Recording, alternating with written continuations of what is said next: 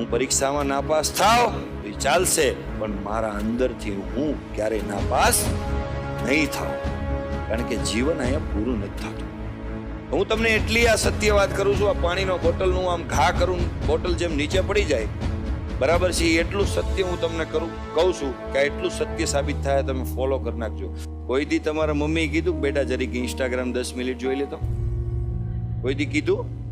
એટલા ઊંડા ઉતરી ગયા હોય. હવે આ ઉંમરે છે ને, આ ઉંમરે જે અમુક કાર્યો થતા હોય ને એ આ ઉંમરે જ થાય.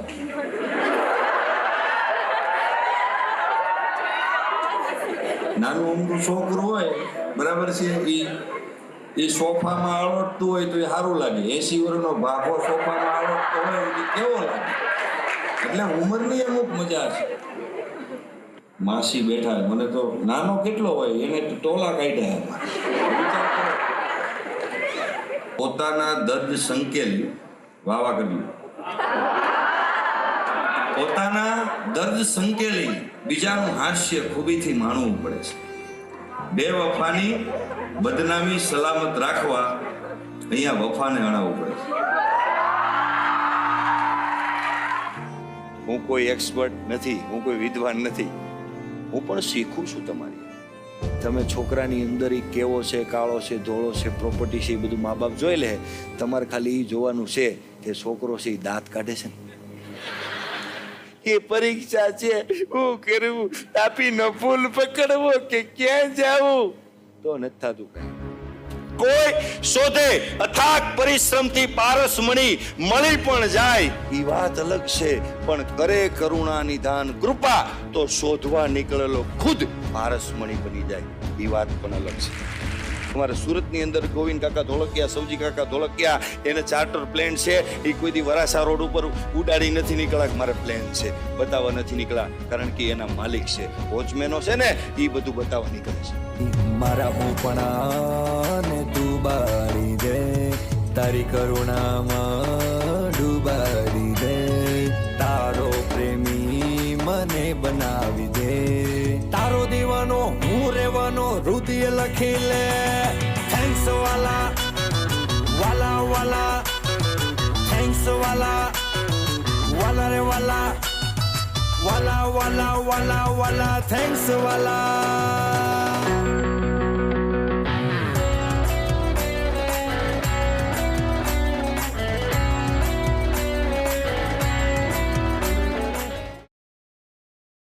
હું અમરેલીમાં ભણેલો છું, કમાણી ફોરવર્ડ હાઈસ્કૂલમાં.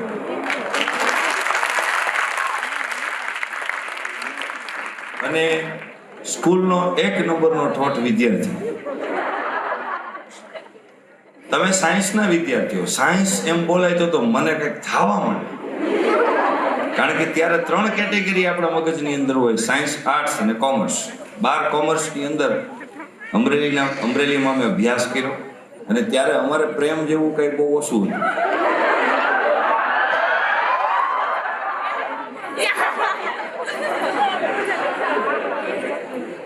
હું તો ફેક્ટ વાત કહું, અહીંયા 5 વર્ષ મેં ગાળ્યા છે અમરેલીની અંદર, અને મારી વેબસાઇટ છે એમાં 4 ફકરા મારા પરિચયના લખેલા છે. એમાં છેલ્લો ફકરો મેં અમરેલીનો લખ્યો છે કે મને અમરેલીએ એટલો બધો ઘડ્યો છે કે મારા જીવનમાં હું અમરેલીને ક્યારેય ભૂલી ન હોઉં. ઘણી વાર બધી જગ્યાએ જતા હોય કે આપ જેવું ઓડિયન્સ અમને ક્યાંય મળ્યું નથી, આવું અમારે દરેક પ્રોગ્રામમાં કહેવાનું હોય. પણ હું તમને રિયાલિટી કહું, આજ તમને મજા કરાવું. હું ભલે ઠોઠ નિહાળી હતો, પણ મારા મગજની અંદર એક સર્કિટ હતી. હું ટોપર નહીં, પણ એક વિષયમાં એક્સપર્ટ બનીશ. ટોપર મારે નથી બનવું. મારા સાહેબ પણ આવેલા છે ગૃહ પ્રતિ ભણેલો છે, પ્રફુલભાઈ ઠાકર, માસી બેઠા, મને તો નાનો કેટલો હોય એને ટોલા કાઢ્યા. પ્રસંગો મને યાદ છે. પ્રફુલભાઈ ઠાકર અમારા ગૃહપતિ હતા. 365 રૂપિયા ફી, એટલે રોજનો 1 રૂપિયો. એટલે અમારા સાહેબ અમને દાખલો આપતા કે તમે શૌચાલયની અંદર જાઓ ને તો ત્યાંય 2 રૂપિયા લે છે. તમને આ લોહાણા બોર્ડિંગ 1 રૂપિયામાં જમવું, રહેવું, ખાવું, પીવું એટલા માટે આપે છે કારણ કે તમે આગળ વધો, અને આવી કોઈ વાત અમને મગજમાં લાગતી નહીં, કારણ કે આગળ વધવાની સર્કિટ જ નથી. તોફાન કરવા અને એક 10મા ધોરણમાં છો ને તમે બધા, મને તો પછી 12માનું ખબર પડી. હવે આ ઉંમરે છે ને, આ ઉંમરે જે અમુક કાર્યો થતા હોય ને એ આ ઉંમરે જ થાય.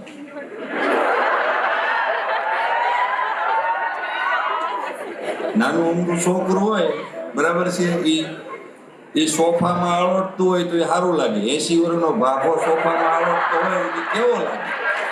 એટલે ઉંમરની અમુક મજા છે. પણ મારે તમને એ વાત કરવાની છે કે મિત્રો, તમે મને સાંભળો શું કામ?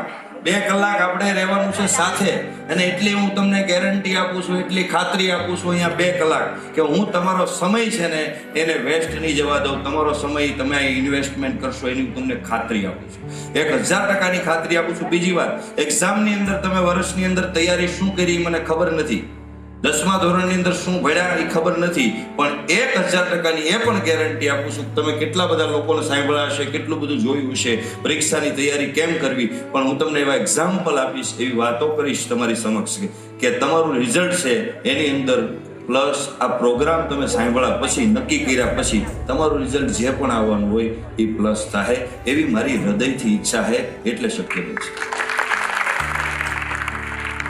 હું પરિણામમાં બિલીવ કરું છું, વાતમાં બિલીવ નથી કરતો. મોટિવેશનની અમુક વાત હોય, બરાબર, તમારે શેર શાયરી આવી ગઈ હોય તો તમને એમ થાય કે ઓહો જમાવટ થઈ ગઈ, તો આપણે એ બધું આવશે. પોતાના દર્દ સંકેલી વાવા કર્યું, પોતાના દર્દ સંકેલી બીજાનું હાસ્ય ખૂબીથી માણવું પડે છે. બેવફાની બદનામી સલામત રાખવા અહીંયા વફાને અણાવવું પડે છે. બેવફાની બદનામી સલામત રાખવા અહીંયા વફાને હલાવવું પડે છે. તમને બધાને મજા આવી, પણ સેન્ટેન્સ 2 લાઈન બહુ સરસ મજાની છે કે હું કાંઈ જાણતો નથી, હું કાંઈ જાણતો નથી, આટલું કહેવા માટે ઘણું બધું જાણવું પડે. આટલું કહેવા માટે ઘણું બધું જાણવું પડે છે. અમરેલીની બજારમાં હરી રોડે નીકળો ને ભર બપોરે, એટલે કેટલા બધા લોકો હોય, એમાંથી તમારે 100 લોકોને ઊભા રાખવા. તમારા જીવનનો કોઈ પણ પ્રશ્ન તમારે એને કહેવો કે મને આ પ્રશ્ન છે, 100 માંથી કોઈ ના નહીં પડે, બધાય પાસે જ્ઞાન છે. હાલો, મને તો એ સમજાતું નથી. આ ગામમાં તમે નીકળો એટલે તમને કોઈ કહેતું જ નથી મને આવડતું નથી, આવું કોઈ કહેતું જ નથી.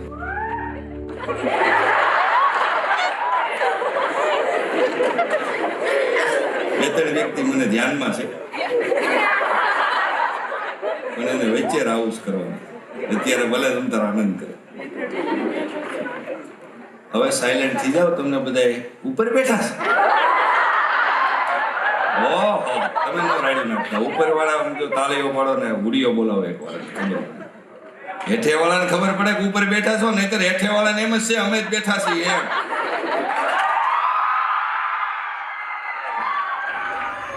તમે સાયન્સ કરો છો, આમાંથી હું છે ને 5 વ્યક્તિને ઊભા કરું ને, 5 વ્યક્તિને, તો એને ખબર નથી કે એની પછી હું કરવાનું છે. 5 જણાને નથી ખબર, મને નથી ખબર, આ ગામમાં કોઈ નથી ખબર. ઉદ્યોગપતિ હોય ને, ઉદ્યોગપતિ એને પૂછીને કે તમે ધંધો શું કરવા કરો છો, એની પાસે જવાબ જ નથી હું કરવા કરે, કે બધાય કરે હું કરું, બધાય ભણાય છે હું ભણું છું. એડ્રેસ જ ફિક્સ નથી ક્યાં જવું છે. આજે આપણે એડ્રેસ નક્કી કરવાનું છે. સાહેબ, તમારા માટે છે ને, હું તમને એમ કહું, આખા પ્રોગ્રામની અંદર છે ને 2 કલાક તમારે મગજની અંદર ફિટ કરી દેવી એવું જરૂરી નથી. આજે તમે હુડીઓ બોલાવો છો ને, આજ પહેલી વાર તમે કંઈક એવી મારી વાત સાંભળી હશે, કોઈ પ્રેમની વાત સાંભળી હોય, કોઈ શાયરી સાંભળી હોય, તમે એ દ્રષ્ટિથી જોતા હોય, પણ હું એ દ્રષ્ટિથી કામ નથી કરતો. હું તમને એનું ઉદાહરણ આપું. હું પરિણામમાં માનું છું, પરિણામની અંદર માનું છું. જે વાતમાં પરિણામ ન આવે એ કામ કરવું મારા માટે બેકાર છે ભાઈ. હું તમને ક્લિયર વાત કરું, હું પરિણામમાં માનું છું. પ્રોગ્રામ કરીને પૈસા લેવામાં હું માનતો નથી. જો એ પ્રોગ્રામની પાછળ મારી 100% એકાગ્રતિ, મારી એનર્જી 100% જો હું વેસ્ટ નથી કરતો, બગાડતો નથી, તો એ મારા માટે રૂપિયા હરામના છે, આવું હું માનું છું. એટલે આપણે શાંતિથી સાંભળવાનું. જે મારું પ્રિપરેશન છે તમારા માટે, હું જે 500 કિલોમીટર કાપીને આવ્યો છું, મકાનની અંદર, બિલ્ડિંગની અંદર બધી જગ્યાએ ઇન્વેસ્ટમેન્ટ થાય. આપણે કોઈ દી આપણામાં ઇન્વેસ્ટમેન્ટ, આપણું સ્ટ્રક્ચર બદલવાની ક્યારેય મહેનત કરી નથી. એકાગ્રતા ઘટે છે. ઘણા બધા સવાલો છે પરીક્ષાની અંદર. પહેલું પેપર આવે તો મૂંઝવણ થાય છે, બીજું આવે તો શું કરવું, ભવિષ્યમાં શું કરવું. બરાબર, તમારા લોકોના પ્રશ્નો છે કે દસમાની અંદર ફેલ થયા પછી વ્યવસાય કરવો કે નહીં, નેગેટિવિટી કેમ દૂર કરવી, આ બધા પ્રશ્નો છે. 19 પ્રશ્ન મને આપેલા આ લોકો. એ 19 પ્રશ્નના આધારે જ તમારો આખો સબ્જેક્ટ તૈયાર કર્યો. લગભગ પ્રશ્નો તમારા ક્લિયર થઈ જાય. તો આપણે રિઝલ્ટ કાઢવાનું છે. મને હા ને નામાં જવાબ આપવાનો. બધાએ બહુ રાયડું નાખવાનું મન થાય છે ને, તો તમે આમાં મને જવાબ આપજો. આપણે રિઝલ્ટ કાઢવું છે, આપણે આપણું જીવન બનાવવું છે, આપણે આપણો પરિવારને સુખી કરવો છે, આપણે ટાઈમ પાસ કરવો છે.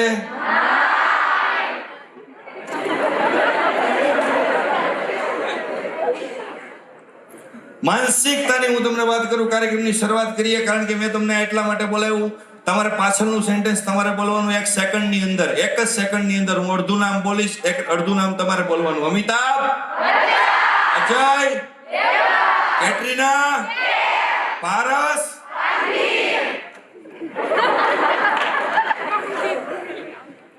એલા ભાઈ, આ ભારતમાં 150 કરોડની વસ્તીમાં અમિતાભ એક જ છે, તો તમે શું કરો? બચ્ચન જ બોલો.